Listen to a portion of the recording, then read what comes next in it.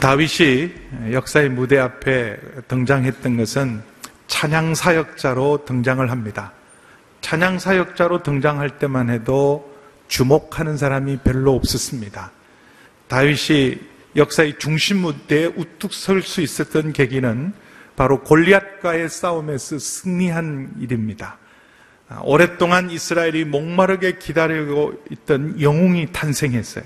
삼손 이후에 이 블레셋에 계속 시달렸어요. 수십 년 동안 시달리고 늘 고통받던 이스라엘이 모처럼 영웅이 탄생해서 모든 백성들의 마음을 시원케 했습니다. 그래서 무명의 시골 목동, 그리고 찬양사역자였던 다윗은 정말 가장 유력한 유명인사가 하루아침에 되었습니다. 그래서 사람들의 찬양과 갈채를 받게 되고 인기와 명성을 얻었습니다. 그럼 갑자기 이렇게 성공하고 어린 나이에 이렇게 많은 사람의 사랑을 한 몸에 받으면 보통은 변질돼요. 그러나 그럼에도 불구하고 다윗은 여전히 겸손하고 여전히 순종하는 사람이었습니다.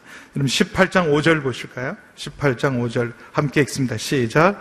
다윗은 사울이 시키는 일마다 지혜롭게 잘해냈습니다. 그러자 사울은 그를 군대의 높은 자리에 앉혔습니다. 이 일을 모든 백성들은 물론 사울의 신하들도 기뻐했습니다. 그럼 오히려 더 겸손하고 뭘 시키든지 어디를 가든지 지혜롭게 모든 일을 잘 처리해서 더욱더 사람들 앞에 사랑스러운 사람으로 세워져 갑니다. 이렇게 충성되이 겸손하게 모든 일을 지혜롭게 잘하면 사람들이 다 좋아하고 문제가 없을 것 같잖아요. 근데 잘하면 잘할수록 인기와 지위가 올라갈수록 반드시 따라오는 문제가 있습니다. 그래서 시기와 질투하는 사람이 반드시 있어요. 시기하는 사람, 질투하는 사람, 모함하는 사람이 꼭 있어요. 그래서 인생이 어려워요. 최선을 다하고 잘하면 잘할수록 아무 문제가 없어야 되는데 잘하면 잘할수록 따라오는 문제, 반드시 극복해야 될 문제가 시기와 질투의 문제, 중상모략의 문제가 다윗에게도 예외가 아니었어요. 근데 다윗을 누가 시기할까? 누가 질투할까? 그냥 상식적으로 생각하면 가장 다윗이 부상되는 것, 다윗이 인기와 명예가 올라갈수록 부담되었던 사람은 요나단일 거예요.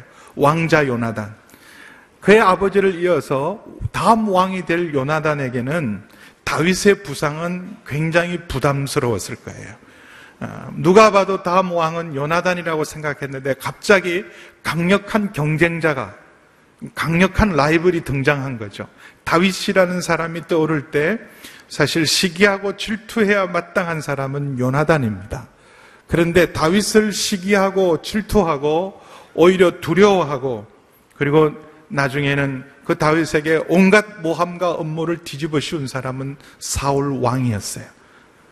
사울 왕과 다윗은 연령 차이가 많이 납니다. 아버지와 아들이에요. 이미 40대를 훨씬 지나고 그리고 50대에 있는 사울, 왕으로서도 이미 20년 넘은 왕을 했던 사람이고 다윗은 이제 10대 소년입니다. 그러면 왕의 입장에서는 이런 인재가, 내가 다스리는 왕국에서 이런 인재가 일어나는 것은 왕에게는 기쁨이에요. 왕의 힘이고 자랑이죠. 야, 사울왕 통치 시대에 저런 인재들이 일어나는구나.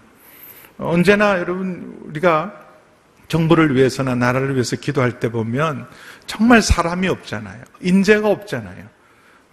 정말 가장 중요한 자리에, 가장 필요한 자리에 준비된 사람, 정말 제대로 된 일꾼들이 세워져야 되는데 일꾼들이 없습니다.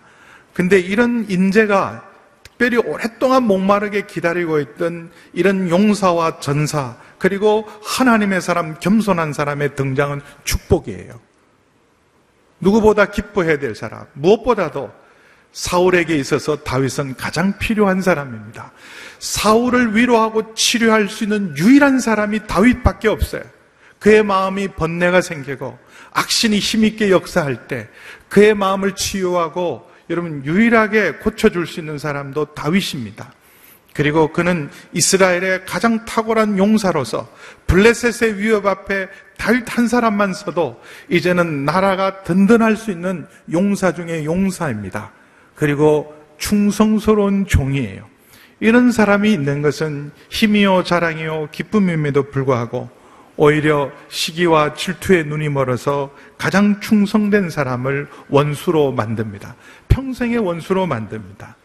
그래서 다윗은 골리앗과의 싸움에서 승리한 그 정상에서 하루아침에 깊은 고난의 골짜기로 떨어지는 것은 그 고난의 골짜기로 밀어넣은 장본인이 바로 사울 왕이었습니다. 근데 이런 긴 고난의 시간, 짧은 승리와 긴 고난이에요. 짧은 영광과 긴 고난의 시기에 아무 잘못한 것도 없이 이렇게 사냥감처럼 쫓겨다니는 다윗이 그가 복수의 칼을 갈지도 않고 그의 꿈을 포기하지도 않고 소명의 길을 끝까지 갈 수 있었던 힘, 많은 하나님의 은혜가 있지만 그 하나님의 은혜 중에 오늘 특별히 성경은 다윗이 그 10년 넘은 그 고난의 시간들, 고난의 골짜기를 통과할 수 있는 가장 강력한 하나님의 은총 중에 하나가 우정이었어요. 우정. 바로 요나단의 정말 조건 없는 무조건적인 사랑과 우정이 다윗을 지켜냈습니다. 성경의 구조를 보시면 17장은 골리앗과의 싸움에서 승리한 장면이죠. 그리고 18장에서 나머지 사무엘하 마지막까지가 고난의 시간들이에요. 사울에 의해서 쫓기는 고난의 시간들입니다. 그래서 근데 이 두 장면, 승리의 장면 그리고 계속되는 고난의 장면에 그 중간에 18장 1절에서 4절에 요나단의 우정을 기록하고 있어요. 이런 승리 후의 시기와 질투로부터 그리고 자기를 죽이려는 그 모든 음모와 모략으로부터 다윗을 지킬 수 있는 보호막을 하나님이 준비했는데 그것이 바로 요나단의 조건 없는 우정과 사랑이었습니다. 너무 아이러니하잖아요. 가장 경쟁자여야 하고 정말 질투하고 시기해야 될 요나단이 그의 아버지의 그 적대감으로부터 다윗을 지켜냈던 것, 왕자 요나단으로부터 받았던 그 우정과 사랑이 다윗을 다윗되게 하고 복수의 길을 걷지 않고 순종의 삶을 인내하며 걸을 수 있었습니다. 그래서 우리는 물어봐야 돼요. 도대체 이 요나단이 다윗을 향한 이 기이한 우정은 어떻게 생겼는가? 전 천국 가면 꼭 물어보고 싶어요. 오래 묵상하고 많이 생각은 했지만 직접 한번 물어보고 싶어요. 도대체 어떻게 한순간에 다윗을 그렇게 사랑하게 됐습니까? 어떻게 한순간에 당신의 온통 마음을 사로잡을 수 있었습니까? 그렇게 물어보고 싶습니다. 오늘 그 단초는 그 요나단이 다윗을 향한 그 조건 없는 우정을 갖게 된 계기가 됐던 것은 18장 1절을 보면 우리가 그 계기를 엿볼 수 있습니다. 18장 1절이에요. 18장 1절 함께 읽습니다. 시작. 사울과 이야기를 마치자 사울의 아들 요나단은 다윗의 마음에 끌려 다윗을 자기 목숨처럼 사랑하게 되었습니다. 이 골리앗과의 싸움 앞에 나서는 다윗, 그리고 골리앗 앞에 당당하게 믿음을 선포했던 다윗, 그리고 승리했던 다윗, 그가 그 앞에 왔을 때 요나단의 마음은 한순간에 다윗을 향해서 그의 온 마음이 다 끌렸어요. 성경에는 원래 원문에는 이렇게 둘이 마음이 묶여졌다, 마음이 완전히 연결되었다, 그리고 영어로는 one in spirit, 완전히 영이 하나가 되었다, 그렇게 표현하고 있습니다. 나이 차이가 있어요. 요나단과 다윗은 동년배가 아닙니다. 어쩌면 10살 이상 연장자예요. 요나단도 용사 중에 용사였어요. 14장에 보시면 믹마스 전투라는 블레셋과의 첫 전투에서 사실 감당할 수 없는 엄청난 부대가 블레셋 부대였어요. 오랫동안 준비했습니다. 그래서 엄청난 전차부대, 기마부대, 수를 헤아릴 수 없는 어마어마한 군대를 끌고 블레셋이 침공해 왔을 때 고작 1000명밖에 거느리지 않았던 요나단이 정면으로 그 부대를 마주합니다. 근데 1000명으로 수만 명의 군대를, 특별히 전차 부대를 거느린 부대를 마주할 수 없이 아무도 전쟁에 나설 수 없을 때 요나단이 자기 밑에 있는 수하 한 사람을 데리고 홀로 나가서 적진을 돌파해서 그 전쟁을 승리로 이끌어낸 용사 중에 용사입니다. 근데 그 요나단이 세월이 지났어요. 근데 자기도 어쩌면 그때가 10대였을지도 모릅니다. 그의 어린 날, 믿음의 용기로 승리했던 그날. 근데 이제는 세월이 지났어요. 세월이 지나던 그 열정, 그 순수함, 그 믿음들이 어쩌면 식고 또 두려움 때문에, 환경 때문에 그 믿음이 사실은 감춰져 있고 식어져 있었을 때 요나단 안에 있는 믿음의 열정, 믿음의 용기를 회복시켜준 사람이 바로 다윗이었어요. 저 모습이 이전에 내 모습이었지. 내가 지금 이 두려움에서 나서지 못했는데 정말 자기가 나서고 싶은 그 자리에 다윗이 나서는 것을 보고 그는 이전에 자기 모습을 다윗을 통해서 봅니다. 그럼 똑같은 마음을 갖고 있었어요. 다윗이 골리앗 앞에 나갈 때 너는 칼과 창과 단창으로 나오지만 나는 네가 모욕하는 만군의 주 여호와의 이름으로 나아간다. 승리는 하나님의 손에 있고 칼과 창에 있지 않다. 이런 고백을 듣는 순간 요나단 속에 있었던 신앙의 열정, 믿음의 열정, 용기가 회복되었어요.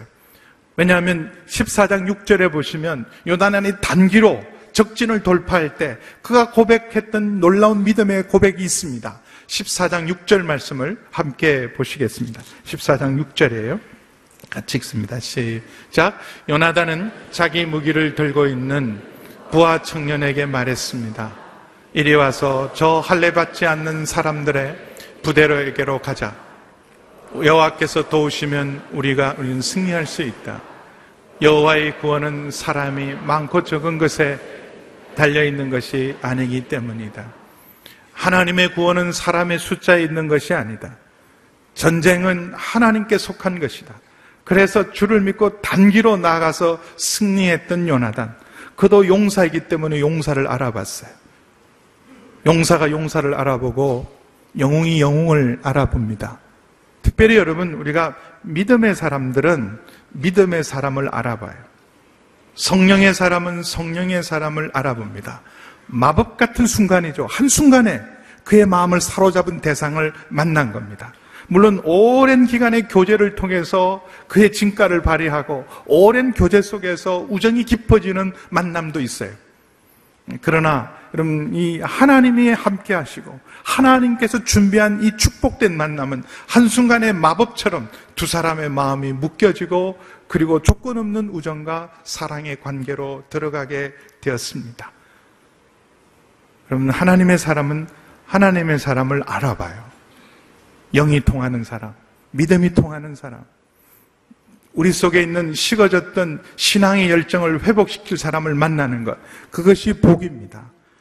하나님의 축복은 언제나 만남을 통해서 와요.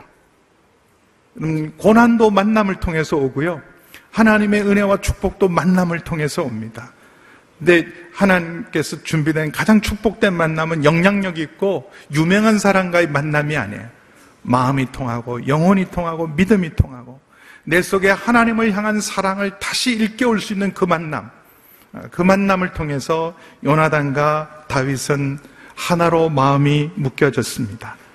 근데 여러분도 친구도 있고 여러분도 사랑도 하셨잖아요. 근데 우리 인생을 오래 살아보면 사랑과 우정도 변하고 변질돼요. 그래서 어떤 분은 마음을 꽉 닫고 아예 마음을 안 여는 분도 있습니다. 인생 어차피 외로운 거야. 그리고 사람은 믿지 마. 그렇게 해서 아예 마음을 닫고 사는 분들이 계십니다. 사랑은 변해. 여러분, 사랑이 변하는 게 아니에요. 사람이 변하는 거예요. 사랑이 변하는 게 아니라, 우정이 변하는 게 아니라 사람이 변한 겁니다. 내 욕심 때문에, 우리 이해관계 때문에, 그리고 우리 이기심이 우리의 사랑을, 우리의 우정을 변질시킵니다. 그래서 이런 요나단이 지혜로운 사람이 이 만남, 그리고 다윗과의 이 우정을 영원히 지키고 싶었어요. 죽고 나서라도, 자기가 죽고 난 이후로라도 이 우정을 영원히 지키고 싶었어요. 그래서 언약을 맺습니다. 3절 보실까요? 3절, 18장 3절 말씀입니다. 함께 읽습니다. 시작. 요나단은 다윗을 자기 목숨처럼 깊이 사랑했기 때문에 둘은 의형제를 맺었습니다. 의형제를 맺었습니다. 우리말 번역은 의형제인데 사실 성경의 정확한 번역은 언약을 맺었어요.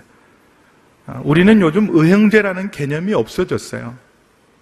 우리 의형제 됩시다 그러면서도 배신을 떡 먹듯이 하니까 아예 의형제라는 개념이 없어요. 그런 사람이 더 무서워요. 아, 우리는 의형제다. 이런 분이 더 무섭잖아요, 요즘은. 근데 이전에는요, 의형제면 우리가 같은 날 태어나지는 못해도 같은 날 죽자. 이게 의형제예요. 그래서 삼국지에 나오는 유명한 도원 결의가 있잖아요. 간호와 장비와 유비가 함께 형제의 결의를 맺습니다. 목숨을 걸어요. 네가 있는 곳에 내가 있고 네가 가면 나도 가고, 그리고 우리가 같은 날 태어나지 못했지만 함께 운명을 같이 하는 그런 관계, 이것이 의형제예요. 근데 요즘 이런 의형제 관계는 조폭들에게만 있습니다. 그러니까 영화나 드라마가 전부 그런 거 아니에요? 뭐 친구도 어디 있어요?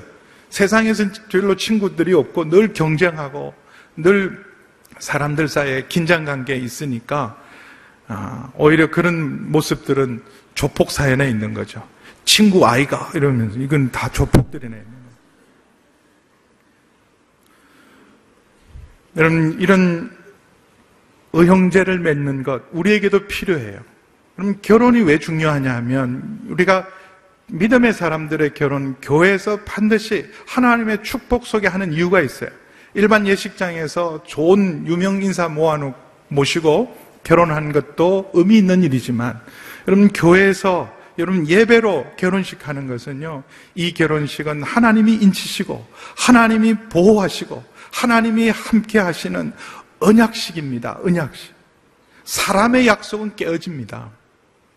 지키고 싶어도 우리는 그 약속을 지킬 능력이 없어요. 그래서 하나님이 우리 두 사람 사이의 증인이 되시고 우리 두 사람의 만남에 함께 해주시고 축복해 주시고 보호해 주십시오. 이게 우리 결혼식이에요. 그리고 이것이 언약 관계입니다. 하나님도 우리와 언약을 맺으셨어요. 나는 너희 하나님이 되고 너희는 내 백성이 되리라는 것은, 여러분, 이 언약으로 맺으셔서 목숨을 걸고 내 생명을 다할 동안은 이 약속은 반드시 지킨다. 그래서 하나님은 그 언약을 지키기 위해서 아들을 십자가까지 내놓으신 거예요. 이렇게 요나단은 다윗과 언약 관계를 맺습니다. 하나님이 함께 하시도록, 우리의 만남과 우리의 우정에 하나님이 함께 하시고 축복하고 지켜주셔서 우리의 이 우정이 우리가 죽고 난 다음에도 영원히 유지되도록. 여러분, 이 요나단의 이 사랑, 요나단의 이 우정, 다윗과 요나단의 우정은 3000년이 지나도 계속해서 우리 마음을 시원케 해주지 않습니까? 이렇게 언약 관계를 맺으면서 이 언약 관계를 위한 보증과 증거로 4절을 보시면 요나단은 엄청난 것을 내어놓습니다. 4절 함께 읽습니다. 시작. 요나단은 자기가 입고 있던 겉옷을 벗어 다윗에게 주고 군복과 칼과 활과 허리띠까지 주었습니다. 자기의 가장 소중한 것을 이 언약의 증거로 내놓은 거예요. 이제 너와 나는 친구다. 우리 둘은 공동 운명이다. 이제 네가 있는 곳에 내가 있고 내가 있는 곳에 네가 있고, 그리고 우리 생명이 끝나는에도, 우리가 죽고 난 이후에도, 우리 자손들이 간에도 이 언약은 계속된다는 표시로 자기의 가장 귀한 것을 우정의 증거로 내려놓습니다. 그럼 자기 가장 소중한 왕자의 무장을 다 다윗에게 고스란히 선물로 준 것은 이제 너와 나는 하나다라는 거예요. 다윗을 높입니다. 나는 왕자고 너는 일개 신하고. 그렇게 해서 친구가 아니에요. 왕자로서 너를 친구로 삼을게, 그런 친구가 아니에요. 그렇게 친구하다가요, 이렇게 어느 날 심하게 가까이 진짜 친구처럼 하면, 그렇다고 이렇게 함부로 하면 안 되지. 그렇잖아요. 이전에 우리 지도자도 다 평검사님들 모아놓고 하다가 막 말을 함부로 하니까 맞짱 뜨자는 거지요? 이렇게 그냥 말씀하셔. 이렇게, 이러면 왕자와 사실은 신하의 관계는 친구라 그래도 조심스럽잖아요. 근데 요나단은 아예 그 모든 불식을 다 깨뜨려 버렸어요. 이 사람은 나와 같은 사람이다. 앞으로 이 사람 만나면 나를 대하시듯이 대해야 된다. 모든 사람 앞에 공개적으로 다윗을 세우고 하나 되게 합니다. 이게 친구죠. 이 사람은 똑같이 나처럼 존중받고 나와 같이 대접받아야 될 사람으로. 그래서 신학자들은 이 장면에 놀랍니다. 미리 알았던가? 요나단은 다윗이 왕이 될 걸 미리 알고 이미 자기에게 주어진 후계자의 모든 권리를 다 양도한 것 아닌가? 이렇게 앞서가는 사람도 있어요. 여기서 아직 내 모든 권리를, 후계자의 권리를 양도한다는 의미는 아니었지만 적어도 그 정도의 각오로 다윗과 언약을 맺고 증거로 그의 모든 소중한 것을 내려놓습니다. 여러분, 이 요나단의 기이한 우정이 다윗의 그 10년이 넘는 긴 고난의 골짜기를 통과하는 놀라운 보호막이 됩니다. 그래서 19장 1절을 보세요. 19장 1절 함께 읽습니다. 시작. 사울은 자기의 아들 요나단과 모든 신하들에게 다윗을 죽이겠다고 말했습니다. 그러나 요나단은 다윗을 사랑했기 때문에 2절입니다. 그 사실을 다윗에게 알려주었습니다. 내 아버지 사울왕이 자네를 죽일 기회를 엿보고 계시니 내일 아침 조심해서 은밀한 곳에 숨어 있게. 그럼 이제 은밀하게 진행됐던 다윗을 제거하려는 6번의 시도는 다 하나님의 손에서 다 좌절됩니다. 그래서 사울은 이제는 공개적으로 왕명을 내려요. 다윗을 죽여라. 그럼 이 왕명, 법이 떨어진 거예요. 왕명으로 떨어졌기 때문에 누구도 거역할 수가 없습니다. 근데 이 왕명 앞에 항명하고 나선 사람은 요나단이었어요. 요나단이 나셔서 다윗의 변호자가 되고 다윗의 보호자가 됩니다. 그래서 요나단은 다윗 편에 서서 다윗을 변호하는데 아버지와 친구 사이에서 친구를 선택한 게 아니에요. 우리는 이런 딜레마 때문에 어려울 때가 어머님 편에 설 건가 아내 편에 설 건가. 2부 예배 끝난 다음에 그분이 찾아오셔서 제가 어머니 편에 서야 됩니까? 아내 편에 서야 됩니까? 그렇게 물어오던 형제가 있어서 제가 축복해 줬습니다. 어느 편에 서야 됩니까? 아버지 편에 서야 됩니까? 친구 편에 서야 됩니까? 아버지 편에 마땅히 서야 되는 효를 내가 하려면 아버지 편에 서야 되면 친구를 배반해야 되고 친구 편에 서면 아버지를 거역해야 돼요. 그러나 요나단은 친구 편에 섰던 것은 아버지를 거역하고 친구를 선택한 게 아니에요. 그는 진리를 택했어요. 그는 하나님 편에 섰던 겁니다. 진리의 편에 서고 하나님 편에 섰던 것이 아버지 입장에서는 섭섭할 수 있어도 그것이 진정 아버지를 위한 길이라는 걸 알기 때문에 그래요. 아버지를 거역하는 것이 아니라 진리 편에 서는 것이 궁극적으로는 아버지도 위하는 길이기 때문에 그는 이렇게 다윗 편에 섰지만 끝까지 아버지와 함께 했어요. 죽음의 자리까지도 아버지와 함께 했습니다. 그는 누구를 선택한 게 아니에요. 그는 언제나 진리의 편에 하나님의 뜻을 쫓아서 하나님 편에 서서 다윗의 변호자가 되고 보호자가 되어서 이 사울의 명령을 바꿔요. 왕명을 거두게 만듭니다. 그래서 다시 다윗이 복권이 되고 다시 다윗이 사울 왕 앞에 서게 만드는 사람도 바로 요나단의 우정의 힘이었어요. 그러나 사울은 워낙 그 마음 안에 이미 그의 하나님이 임재가 떠나고 악신이 역사하고 시기와 질투와 두려움으로 역사했기 때문에 그는 다시 다윗을 죽이고 다윗을 제거하기로 마음을 먹습니다. 이렇게 다시 쫓기게 된 다윗, 얼마나 억울하고 답답하겠어요. 다윗도 우리와 똑같은 사람이에요. 억울한 일을 당하면 힘든 거예요. 마음이 답답하고 힘들 때 누구에게도 그 마음을 쏟아놓을 대상이 없었어요. 그럼 친구는 어떤 사람일까요? 내 마음에 가장 깊은 것을 정말 믿고 쏟아놓을 수 있는 사람. 근데 우리는 그런 사람을 찾아요. 내가 슬프고 힘들 때, 곤고하고 괴로울 때, 마음이 슬프고 정말 힘들 때 내 마음을 다 쏟아놓을 대상을 찾습니다. 근데 우리는 찾다가도 불안한 거예요. 얘기하면 반드시 이 사람이 또 다른 사람에게 똑같이 얘기하니까 부탁을 하면 할수록 더 버텨요. 당신만 알고 있어. 당신한테만 얘기해. 당신을 믿고 얘기하니까 아무에게도 얘기하지 마. 그냥 내가 답을 얻으려고 하는 게 아니라 너무 마음이 답답하고 힘들어서 하소연하는 거니까 자네만 듣고 그냥 이해만 해주면 좋겠다. 근데 그런 사람이 없어요. 그런 사람이 없으니까 돈 내고 상담받잖아요. 사람은 돈을 내야 내 얘기 들어주니까. 돈 받지 않고는 내 얘기 제대로 들어주는 사람이 별로 없습니다. 여러분, 그만큼 친구가 없는 거죠. 친구는 믿고 말할 수 있는 사람이에요. 내 모든 비밀을, 내 모든 허물을, 내 모든 약점들을, 내 마음의 가장 슬픔과 아픔과 고통까지도 다 믿고 쏟아놓을 수 있는 대상. 다윗에게 요나단은 바로 그런 대상이었어요. 그래서 20장 1절에서 3절 보실까요? 20장 1절에서 3절 함께 읽겠습니다. 시작. 라마야에게 도망쳐 나와 요나단에게 가서 물었습니다. 내가 무슨 짓을 했습니까? 내가 무슨 죄를 저질렀단 말입니까? 내가 당신 아버지께 무슨 잘못을 저질렀길래 이렇게 나를 죽이시려고 하십니까? 요나단이 대답했습니다. 그렇지 않네. 자네가 죽는 일은 결코 없을 걸세. 이보게, 내 아버지는 큰 일이든 작은 일이든 내게 알리지 않고는 어떤 일도 하시지 않으시는가? 그분이 그런 일을 내게 숨기시겠는가? 절대 그러실 리가 없네. 3절입니다. 그러나 다윗은 맹세하며 말했습니다. 당신 아버지는 당신이 나를 좋아하는 것을 잘 알고 계십니다.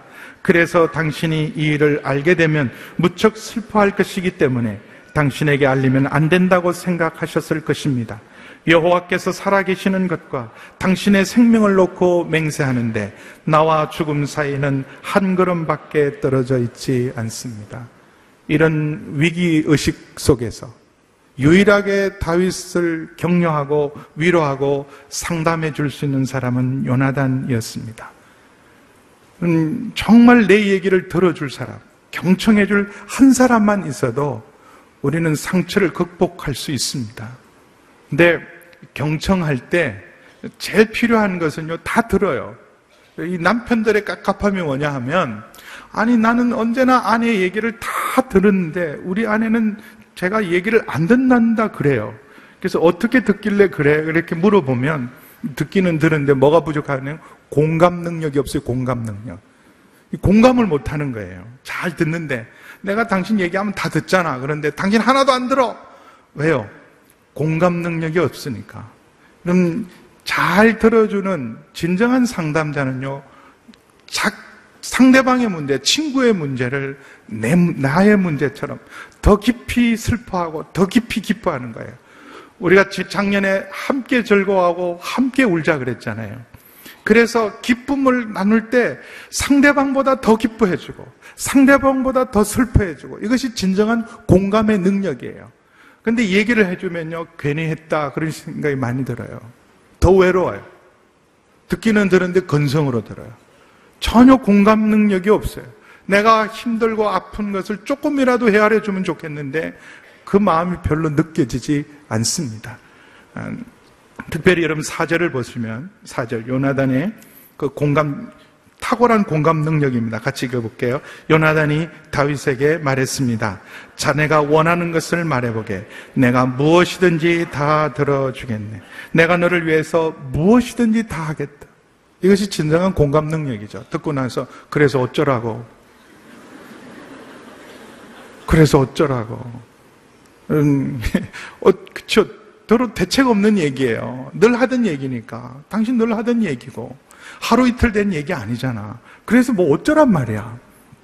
됐어. 그러잖아요. 됐어. 여러분, 할 수 있는 능력이 없더라도 중요한 거 있습니다. 내가 할 수 있는 일이라면 뭐든지 할게. 그러면요, 아무것도 안 해줘도 괜찮아요. 내가 할 수 있는 일이라면 내가 뭐든지 할 수 있게. 요나단은 바로 다윗에게 다윗의 문제가 자기의 문제로 더 깊이 받아들여서 자기가 할 수 있는 모든 것들, 아버지에게 미움을 받고 왕자의 자리가 위협을 받는 일도 불구하고 그는 다윗을 위해 최선을 다합니다. 무엇보다도 꼭 필요할 때, 꼭 필요한 순간에 있는 사람이 진정한 친구죠. 여러분 20장 17절 말씀을 보겠습니다. 20장 17절 함께 읽습니다. 같이 읽습니다. 시작. 요나단이 다윗을 사랑하기에 다윗으로 하여금 다시 맹세케 했습니다. 이는 요나단이 다윗을 자기 몸처럼 사랑했기 때문입니다. 여러분, 다윗의 탈출을 도와주고 쫓기고 있는 다윗에게 가서 다시 언약과 맹세를 확인시켜 줍니다. 나는 너와 함께한다. 우리의 우정은 변함이 없다. 그리고 오히려 이렇게 말합니다. 오히려 다윗, 네가 나를 보호하고 네가 나를 도와줘야 돼. 왜냐하면 하나님이 너를 반드시 왕으로 세울 것이기 때문이다. 특별히 여러분, 결정적으로 사무엘상 23장 17절을 보세요. 23장 17절. 다윗에게 이 한마디는 10년의 고난을 이길 수 있는 엄청난 위로의 말이었어요. 23장 17절 함께 읽습니다. 시작. 두려워하지 말게. 내 아버지 사울은 자네에게 손도 대지 못할 걸세. 자네는 이스라엘을 다스릴 왕이 될 걸세. 나는 자네 다음이지. 내 아버지 사울 왕도 다 알고 있는 일이네. 그러면서 18절에 보면 그 두 사람은 요 앞에서 또 한 번 언약을 맺습니다. 그럼 결정적인 순간, 가장 어렵고 힘든 순간, 그때 함께 할 수 있는 사람이 친구입니다. 내가 찾지 않아도 나의 어려움을 헤아려서 먼저 달려와서 힘이 되고 위로가 되는 사람, 그것이 진정한 친구요, 진정한 우정입니다. 여러분, 얼마나 놀라워요. 다윗도요, 자기 앞길을 몰라요. 하나님이 분명히 기름 부어서 왕이 되겠다 그랬는데, 여러분, 그 고난을 이해할 수가 없었어요.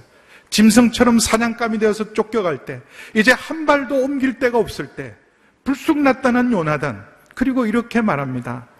우리 아버지가 절대로 자네를 손댈 수 없다. 그리고 반드시 너는 왕이 될 것이다. 나는 너 다음이 되고, 그것은 사울 왕도 알고 온 백성도 알고 있다. 얼마나 힘이 되겠어요. 포기하고 내일이 없었던 그런 다윗에게 소망을 주고 믿음을 주고 붙들어 줄 수 있는 우정의 힘이었습니다. 여러분, 이런 요나단의 이 놀라운 기이한 사랑, 얼마나 다윗도요, 이런 사랑 때문에 이렇게 나중에 고백합니다. 마지막 사울 왕이 그 블레셋과의 전쟁에서 전사할 때 안타깝게도 요나단도 아버지와 함께 전사를 합니다. 그 벳산 전투에서 두 사람이 죽고 나서 장례식을 치를 때 다윗은 시를 지어요. 용사의 노래, 활의 노래라는 노래를 지어서 조가를 부릅니다. 그 조가를 부를 때 사무엘하 1장 26절에 요나단의 사랑을 이렇게 고백합니다. 1장 26절이에요. 사무엘하 1장 26절 함께 읽으면 시작. 내 형제 요나단이여, 내가 그대를 두고 슬퍼하니 그대는 내게 진정한 친구였기 때문이요.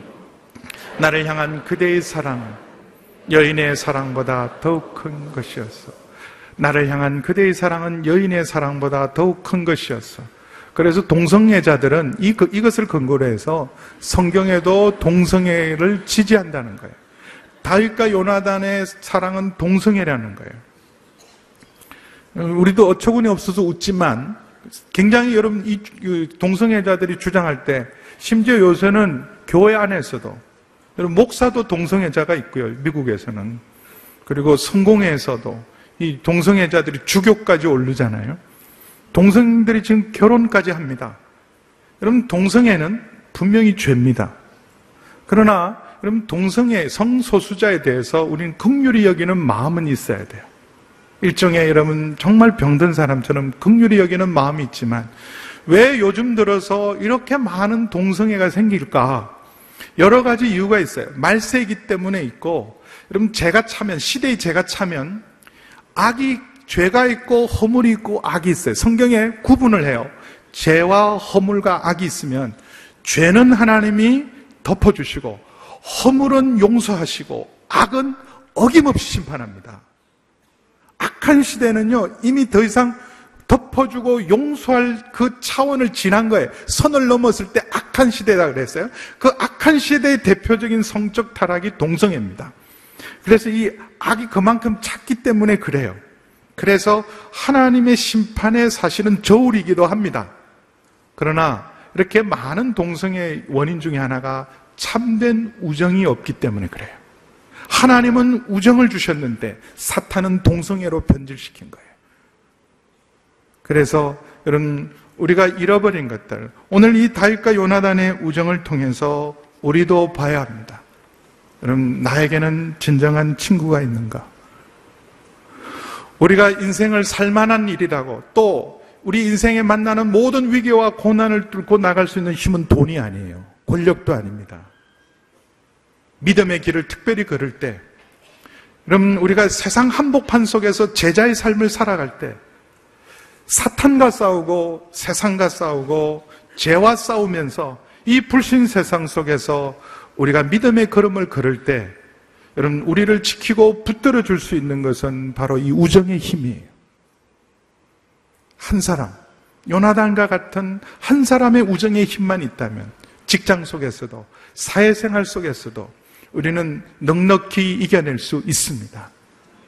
오늘 하나님께서 성경을 통해서 다윗과 요나단의 사랑을 3000년 동안 계속해서 우리에게 들려주는 이유가 있어요. 바로 우리 성도의 모든 교제가 이런 우정의 만남이어야 합니다. 여러분, 세상이 사랑이 식어져 갈 때, 우정이 사라져 갈 때, 그 사랑을 다시 회복하고 우정을 다시 발견할 수 있는 것은, 여러분, 그것은 교회입니다. 그래서 우리가 신앙생활을 잘하고 인생을 제대로 살아간다면 우리는 무엇보다도 우리에게는 진정한 친구가 있어야 합니다. 여러분, 친구가 있습니까? 여러분에게는 요나단과 다윗 같은 친구가 있습니까? 어떤 인생이 잘 산 인생일까요? 바로 단 한 사람, 요나단과 같은 단 한 사람의 친구만 있다면 그것이 진정한 성공이고, 죄악과 사단과 세상과 육신과 싸울 수 있는 힘을 우리가 얻을 수 있는 것도 바로 이런 우정이 있을 때 가능합니다. 교회는, 여러분, 우리가 정말 사도행전적인 교회고, 우리가 성도라면 성도의 교제는 우리는 서로 친구가 되어야 합니다. 저는 하 목사님을 뵐 때마다, 지금도 돌아가셨지만 참 하 목사님 축복받은 분이다, 정말 본받고 도전받고 싶은 많은 부분들 중에서 가장 본받고 도전받고 싶은 것은 하 목사님의 우정들이에요. 한국교회 4인방 옥하는 목사님, 홍정길 목사님, 이동원 목사님, 하 목사님, 그분들이 40년 가까운 세월들을 함께하면서 보여준 우정과 헌신들은요, 정말 도전이었어요. 다윗과 요나단의 우정 같은 그런 우정들이었어요. 그 네 분들이 정말 조건 없이, 사심 없이 서로를 사랑하고 존중하고 우정을 나누셨기에, 여러분, 우리가 사랑의 교회, 지구촌교회, 남서울 은혜교회, 그러면 남의 교회처럼 생각 안 들잖아요. 괜히 그 교회 교인은 우리 친구 같아요. 우리 교인 같아요. 네 분이 친했으니까. 하 목사님 그러시더라고요. 저분들이 없었으면 내가 여기까지 못 왔을 거다. 저분들이 없었으면 내가 여기까지 못 왔을 거다. 네 분에게 축복일 뿐만 아니라 한국교회 축복이었어요. 여러분에게는 그 한 사람이 있습니까? 나의 요나단은 누구일까 찾기 전에 여러분이 요나단이 되셔야 합니다. 여러분, 가장 친한 친구는, 이제는 여러분 신앙생활을 제대로 하고 계시다면, 그래서 여러분 정말 온누리교회 성도님이시라면, 여러분 가장 친한 친구는 여기 계셔야 돼요. 그런데 신앙생활은 여기서 하고 친구는 바깥에 있으면 문제가 있는 거예요. 내 제일 친한 친구는 어디 있습니까? 여기 있어야 돼요. 저는 온누리교회 23년을 섬기고 있습니다. 23년을 섬기면서 정말 감사한 일이 너무 많아요. 부족하고 실수도 많이 했지만 후회 없이 달려왔습니다. 그러나 단 하나 가장 아쉽고 가장 후회되는 것은 친구예요, 친구. 저희 동료 목사님들이 저를 향해 저 사람 진정 내 친구다 그럴까? 내 속으로도, 제 속으로도 내가 저에게 진정한 우정을 나눌 수 있는 친구라고 내가 고백할 수 있을까? 여러분 잘 아시는 것처럼 그 사람을 가졌는가?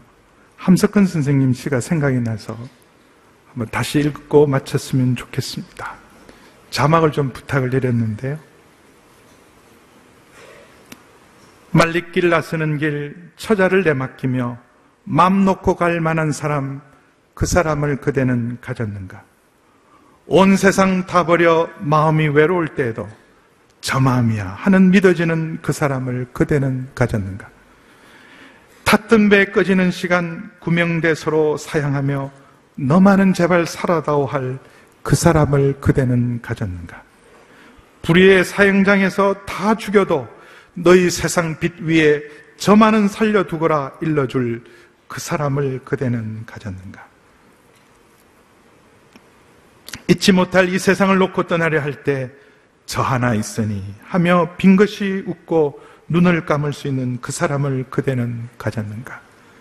온 세상의 찬성보다도 아니하고 가만히 머리 흔들 그 한 얼굴 생각에 알뜰한 유혹을 물리치게 되는 그 사람을 그대는 가졌는가? 예수님께서 공생의 길을 모두 마치고 십자가를 준비하면서 제자들 앞에 이렇게 말씀하셨습니다. 내가 너희를 사랑한 것처럼 너희도 서로 사랑하라. 그러면서 이제는 너희는 더 이상 종이 아니라 내 친구다. 친구를 위하여 목숨을 버리는 것보다 더 큰 사랑이 없다. 이제는 너희는 내 친구다. 하나님의 아들이신 예수님이 우리를 향해 이렇게 말합니다. 너희는 내 친구다. 그럼 주께서 이렇게 말씀하신 이유 있습니다. 외로운 인생길 갈 때 친구가 없거든 나를 친구 삼아 동행하라는 부탁이기도 하시지만 너희는 내 친구라고 말씀하신 주님은 우리를 향해 이렇게 말합니다. 너는 내 친구다. 옆에 계신 분의 얼굴을 보십시오. 여러분의 친구입니다. 여러분의 친구입니다. 윤복희 우리 선생님 여러분이라는 노래, 내가 만약 외로울 때 누가 위로해 줄까요? 멀리서 찾지 않기를 바랍니다. 예수님이 우리 친구 되신 것처럼 우리 서로를 향해 너희는 서로 친구다 말씀하십니다. 기도하겠습니다.